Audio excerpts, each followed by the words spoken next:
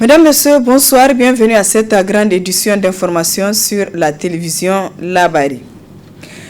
Les parlementaires de la Commission des finances et du budget de l'Assemblée nationale sont en atelier de renforcement de capacités depuis ce matin à l'hôtel Alia de Niamey.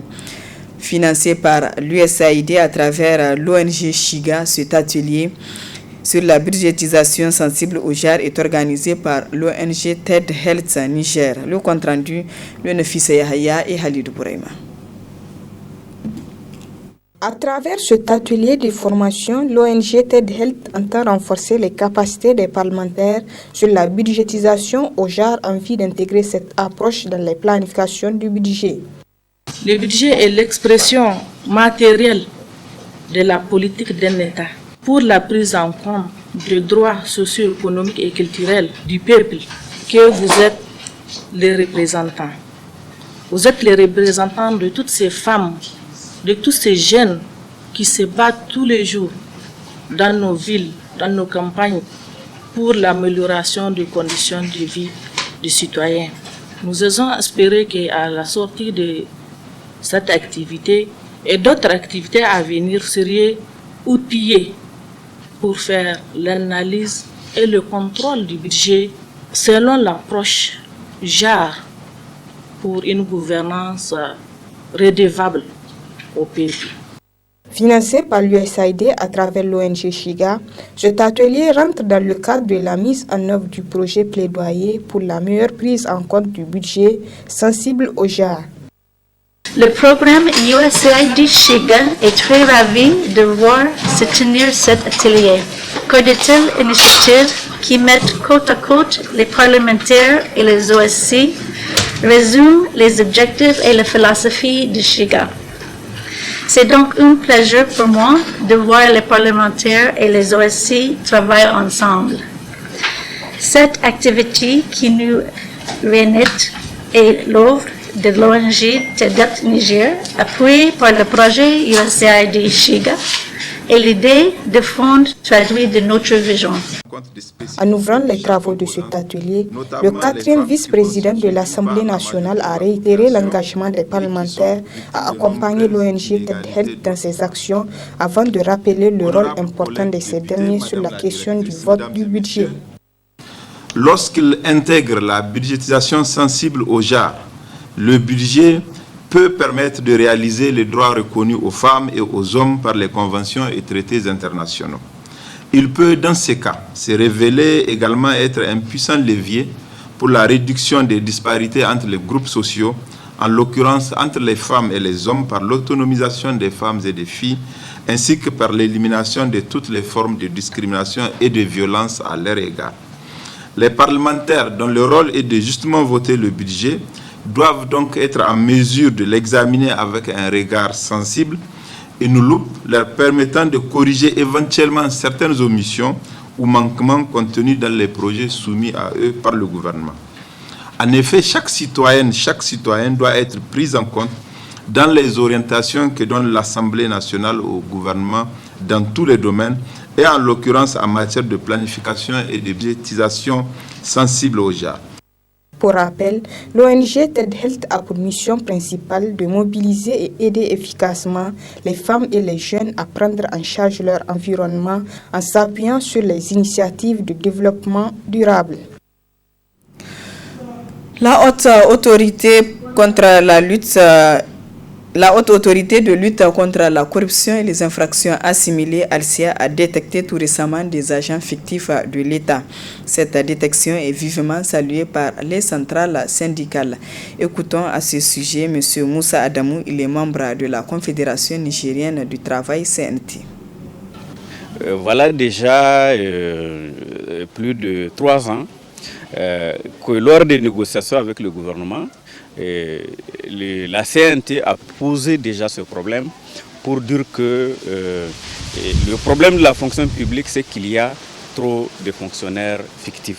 ça, tout le monde le sait, même si il n'y a pas, tout le monde n'a pas les éléments de preuve ou les éléments tangibles, mais tout le monde sait qu'il y a trop d'emplois fictifs au niveau de la fonction publique. Et à la CNT, nous l'avons dénoncé il y a longtemps, surtout lorsque il s'est agi du relèvement du point indiciaire et que le gouvernement avait répondu que les effectifs de la fonction publique sont pléthoriques. Nous avons dit que les effectifs sont justement pléthoriques parce qu'il y a trop d'emplois fictifs. Et la meilleure façon de procéder, c'est d'assainir la fonction publique. Parce qu'il n'y a pas que les emplois ou les postes fictifs ou les doublons, etc. etc. C'est que il y a déjà des gens qui touchent doublement ou triplement même des salaires, des décédés dont les salaires sont courent toujours, et des retraités qui touchent non seulement en dehors de leur pension encore d'autres salaires. Toujours à la fonction publique, il y a véritablement un problème et nous pensons que c'est une bonne initiative si la Halcia peut aller jusqu'au bout. Nous, ce qu'on peut faire, c'est de nous féliciter de cela, c'est d'accompagner, si on nous demande de le faire, c'est de collaborer avec la Halcia si elle le souhaite bien.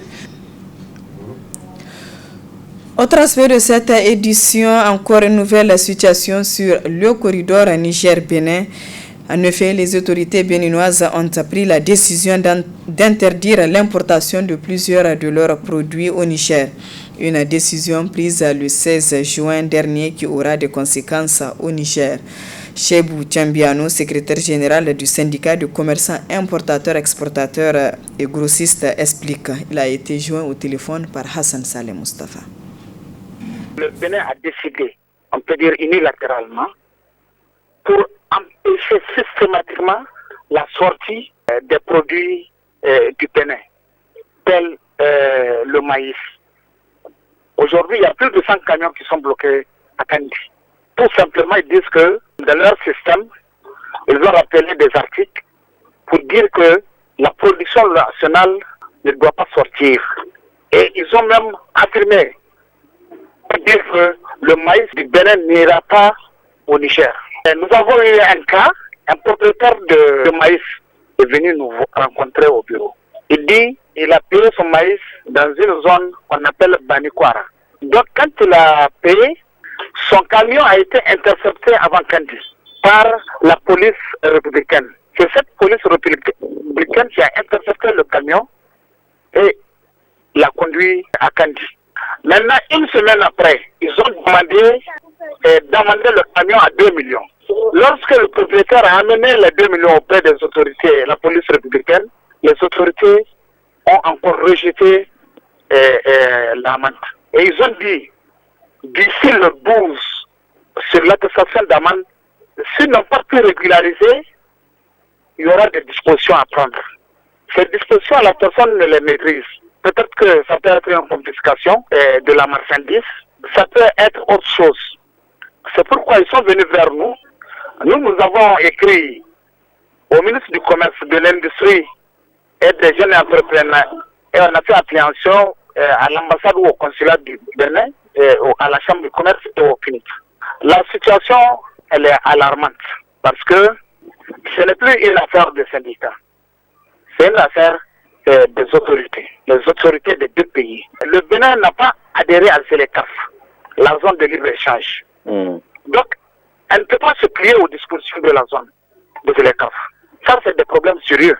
Mais dans la coopération bilatérale entre le Bénin et le Niger, il y a des conventions qui nous lient.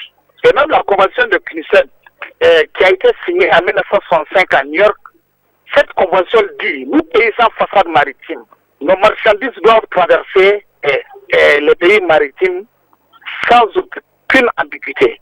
Ça, c'est la convention qui nous le confère. Et aujourd'hui, cette disposition-là, elle n'est pas respectée. Et il y a des accords. Quand le Niger va au Bénin pour faire des achats, il y a la répartition du fret qui est 50%, 50%. Si c'est à travers le port, la répartition du fret, c'est un tiers, 2 tiers. Le pays qui abrite, qui est le Bénin, a 1 tiers et le Bénin 2 tiers dans le cadre du transport. Maintenant, si le Niger doit convoquer une réunion entre les autorités parce qu'ils profitent toujours de notre instabilité pour imposer des lois, pour faire des pratiques anormales sur le port et sur le corridor. Il y a plusieurs camions. Les conséquences directes ici au Niger de cette situation. Mais les conséquences sur le Niger, il y aura une rupture de maïs et d'autres produits. Et il y aura la surenchère. Les droits de douane, les taxes communautaires vont être réduites. Et la marchandise va être chère et le consommateur ou la ménagère dans son assiette n'est pas soulagé. Donc qu'est-ce qu'il faut faire de l'urgence face à cette situation? Ce qu'il faut faire, moi, à mon avis, il faut convoquer une réunion de l'espace au niveau de l'UEMOA, puisque le Bénin est membre, ou de la CEDEAO. Parce qu'aujourd'hui, nous avons des informations, des marchandises qui étaient en transit du Ghana et de la Côte d'Ivoire ont été bloquées à Sénécréqué et on a procédé à leur mise en consommation. La mise en consommation, c'est quoi? C'est dédouaner la marchandise. Le Bénin a dédouané ça là. Donc nous aussi, peut-être que ça va venir, ou il faut dédouaner, ou bien ils vont nous retirer la marchandise. Quels sont les principaux produits concernés par cette mesure? Tout ce qui est production nationale. Donc, ce qu'il faut faire maintenant, quelqu'un qui te pique à l'œil, il faut le piquer à la niche. Eux pour eux, dents pour dents. Tous les RB qui rentrent, ça peut créer un incident diplomatique, mais pour. Mais tous les RB qui rentrent, on peut les dédouaner. On les dédouane nous aussi. Ils vont jusqu'à Galmi ou Madawa pour prendre un autre oignon. Et pourtant, ça traverse la frontière du Niger sans problème. Les épreuves du brevet d'études du premier cycle BPC entamées hier sur l'ensemble du territoire se poursuivent normalement dans les centres de Niamey. Une de nos équipes s'est intéressée aux candidats non-voyants pour en savoir dans quelles conditions ils abordent les épreuves. Le reportage est signé notre stagiaire de l'IFTIC, Farida Moussa Moukaila. Ils sont au total 12 candidats malvoyants au titre de la région de Niamey à se présenter aux examens de brevet d'études du premier cycle BPC session 2021 au jury du centre CG1 de Niamey. Malgré leur handicap, ces candidats malvoyants s'accrochent et affrontent bien les épreuves qu'ils jugent abordables. Oui, ce sont les mêmes épreuves. Si c'est nous seulement les aveugles, chaque année c'est ici qu'on présente notre BPC sportif. Les épreuves sont très abordables. Nous espérons la réussite de l'examen. Dans la salle, tout se passe bien avec les surveillants, aucun problème de communication. On a eu une formation par rapport à cette écriture. Donc une fois que les élèves composent, notre rôle c'est de transcrire fidèlement ce qu'ils ont écrit sur leur copie et ensuite remettre les copies à la présidente du centre. Comme les autres candidats, les malvoyants composent dans toutes les matières sauf la mathématique. Reportage toujours qui nous conduit au quartier Seno 2 ou Seno Mariga pour partager le vécu quotidien de certaines victimes des inondations relogées dans cette partie de la capitale. Après près d'une décennie de relogement, ces sinistrés de 2012 peinent à mener une vie convenable. Le reportage est signé Adam Ousmane.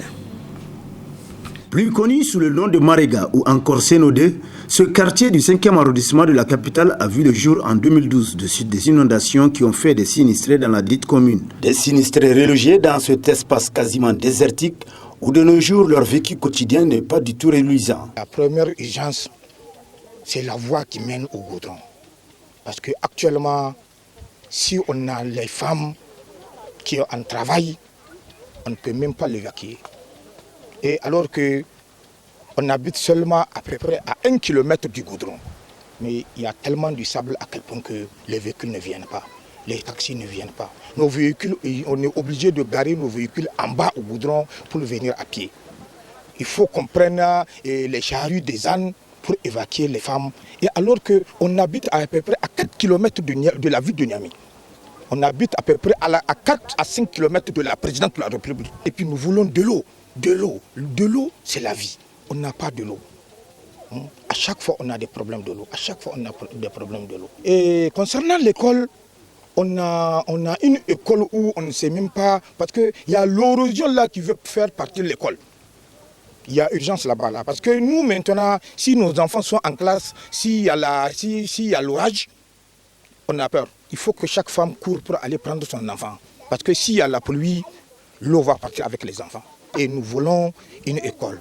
Et si c'est possible, nous voulons réellement une petite dispensaire ou bien la chose que le gouvernement peut nous proposer. Un train de vie qui est loin d'être celui d'un citadin, à plus forte raison d'un habitant de la capitale qui amène ces hommes et femmes à lancer cet appel. C'est notre cri de cœur qu'on lance aux autorités compétentes. Tu vois? Parce qu'un pauvre n'a personne que le bon Dieu et son autorité. Surtout et à Monsieur l'Excellence, Monsieur le Président de la République, le président de tous les Nigériens, le SG de la mairie commune 5, il est au courant de tous nos problèmes. Mais comme les décisions ne viennent pas de lui, les autorisations ne viennent pas de lui, on ne peut pas lui en vouloir pour dire que c'est lui qui a refusé ou bien c'est pas lui qui a refusé parce qu'il a des ordres qu'il devrait suivre. Et notre cri de cœur va à celui qui donne les ordres.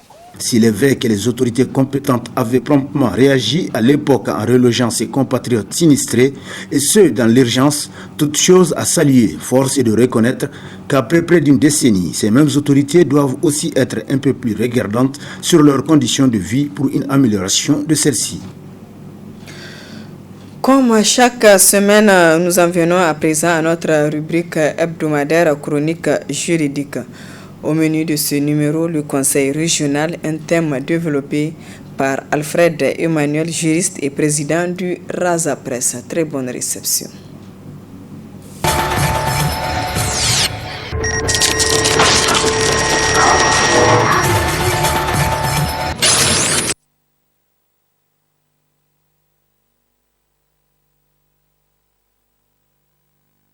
Le Conseil régional, au même titre que le conseil municipal, s'inscrit dans le cadre de l'administration du territoire de la République du Niger. Parce que quand on considère les dispositions de l'article 164 de la Constitution du Niger, qui traite des conseils municipaux et régionaux, ou bien si vous voulez, des collectivités territoriales de manière générale. Donc quand on reprend les dispositions de cet article de la Constitution 164 de la Constitution du 25 novembre 2010, on retrouve que les collectivités territoriales sont créées par une loi organique et à ce titre, elles s'administrent librement par des conseils élus. Donc, le conseil municipal, le conseil régional est également un autre organe qui est prévu dans le schéma de la gestion administrative et de l'organisation administrative du territoire de la République du Niger. Et l'article 164 précité dispose également que l'administration du territoire du Niger repose sur les principes de la décentralisation et de la déconcentration. Donc c'est dans ce schéma-là que s'inscrit la création des conseils municipaux et régionaux. Nous avons vu lors du numéro précédent les attributions du conseil municipal. Cette fois-ci, nous allons nous appesantir sur le conseil régional.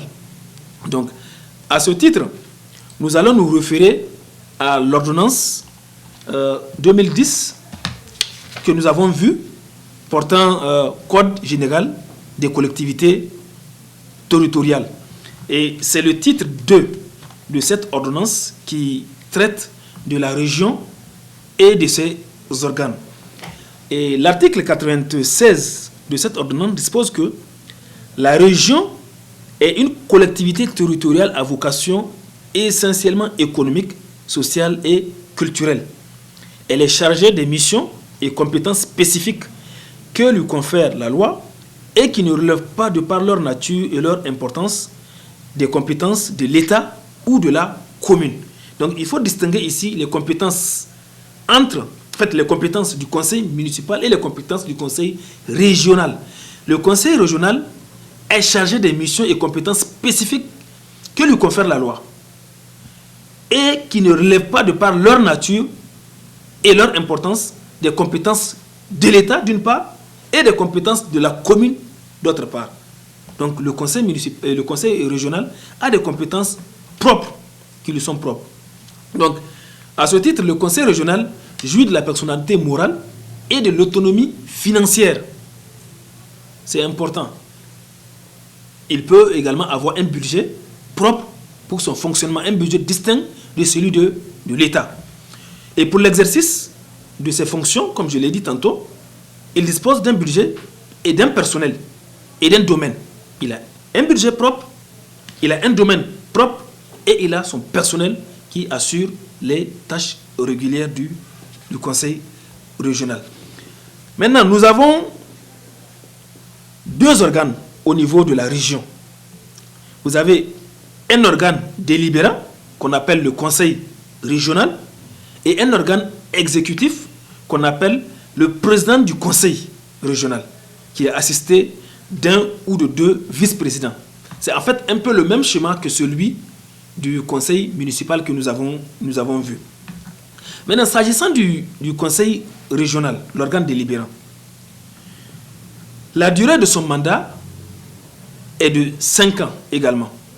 Et en cas de nécessité, ce mandat peut être prorogé pour une période de 6 mois à plus par décret pris en conseil des ministres. Maintenant, comment est-ce que le conseil régional est formé? Le conseil régional est composé de 2 catégories de membres. Vous avez d'une part les conseillers élus et de l'autre part, vous avez les membres de droit du conseil. Maintenant, qui compose ce conseil en dehors des élus? Ce sont ici les sultans. En fait, je suis en train de présenter les membres de droit en dehors des conseillers qui ont été élus. Donc vous avez les sultans, vous avez les chefs de province, les chefs de canton, les chefs de groupement qui sont membres de droit du conseil régional, qui est distinct et différent du conseil municipal. Pour la municipalité, nous sommes dans la commune. Mais là, nous sommes dans la région. Par exemple, la région de Niamey, la région de Maradi, la région de Tawa, par exemple. Donc, ce sont des régions. Donc, je suis en train de parler de la région et non de la commune. Donc, pour le cas de la région, elle dispose d'un conseil régional présidé par un président du conseil régional assisté par des vice-présidents. Donc, je disais tantôt que les sultans, les chefs de province, les chefs de canton ou les chefs de groupement sont membres de droit, d'office. Ils sont membres du conseil régional, mais seulement avec voix consultative, pas voix délibérative. C'est-à-dire, en cas de vote, ils ne peuvent pas voter, mais ils peuvent tout simplement être consultés pour des questions bien déterminées. S'agissant des attributions du conseil régional, l'article 104 du Code général des collectivités territoriales dispose que le conseil régional règle par ses délibérations les affaires de la région dans le respect des compétences des autres collectivités territoriales. Et à cet effet, le conseil régional prend des mesures nécessaires pour promouvoir le développement économique, social, éducatif, sanitaire, scientifique, culturel et sportif de la région. Il exerce notamment les compétences qui lui sont transférées aussi par l'État. Donc, je vais vous présenter, comme nous l'avons fait dans le cadre de la commune, un certain nombre de domaines dans lesquels le Code général des collectivités territoriales prévoit ou bien donne compétence au conseil régional afin de prendre des délibérations. Premièrement, vous avez la politique de développement de la région. Donc tout ce qui concerne le développement au titre régional est de la compétence du conseil régional. Et à ce titre, en fait, ce domaine de compétence concerne le plan et le programme de développement régional, les initiatives de soutien du suivi de la mise en œuvre des actions de développement, la préservation et la protection de l'environnement, la mobilisation et la préservation des ressources en eau, protection des forêts, de la faune, de la conservation, la défense et restauration des sols. Vous avez le deuxième volet qui concerne la création et la gestion d'équipements collectifs, notamment la construction et l'entretien des lycées régionaux, des autres dépenses y afférentes, la construction et l'entretien d'établissements de formation professionnelle et autres dépenses y afférentes, la construction et l'entretien des hôpitaux régionaux, la construction et l'entretien d'infrastructures routières et de communication classés dans le domaine régional, la création des services d'intérêt régional, notamment la conservation des archives de la région, la création et l'entretien des musées régionaux. Le quatrième grand volet, c'est l'aménagement du territoire, donc notamment les actes d'acquisition ou de disposition des biens de la région, les opérations d'aménagement de l'espace régional, la gestion des couloirs de passage, des aires de pâturage et des points d'eau pastoraux. Le cinquième grand volet, c'est la gestion administrative et financière de la région, notamment les budgets et comptes de la région, la création d'impôts et taxes rémunératoires conformément aux dispositions de la loi des finances, la fixation des taux des impôts et taxes régionaux des impôts régionaux et des taxes dans le cadre fixé par la loi des finances. Donc, à ce titre, c'est le conseil municipal qui délibère sur l'ensemble des points énumérés tantôt. Et l'article 106 précise que le conseil régional délibère dans les domaines des compétences qui lui sont transférées par l'État. Donc, en dehors de ces compétences que nous avons citées, vous avez un certain nombre de domaines dans lesquels également l'État peut transférer au conseil régional des compétences sur lesquelles il peut intervenir. Et l'article 108 précise que le conseil régional donne son avis conformément aux obligations imposées par les lois et règlements de la République ou à la demande de l'autorité de tutelle. Puisque, c'est vrai, nous sommes dans le cadre de la décentralisation. Puisque c'est dans ce chemin de la décentralisation que s'inscrivent les conseils municipaux et régionaux. C'est des conseils élus, différents de la nomination. Ce ne sont pas des conseils nommés, mais ils sont élus. C'est-à-dire, ils, si vous voulez, sont titulaires d'une certaine légitimité populaire. À la différence, si vous voulez, des autorités nommées. Quand vous prenez par exemple le gouverneur, c'est une autorité nommée. Le gouverneur représente l'État, représente le chef de l'État, ainsi que tous ses ministres dans l'entité régionale. Ce qui est différent de ce que nous sommes en train de parler maintenant, qui sont des conseils élus, au même titre que le président de la République, qui jouit d'une certaine légitimité populaire. C'est un suffrage qui lui est attribué, à la différence des autorités déconcentrées. C'est pourquoi quand vous suivez l'article 164 de la Constitution cité tantôt, il parle des principes de base de l'organisation administrative du Niger, à savoir la décentralisation et la déconcentration.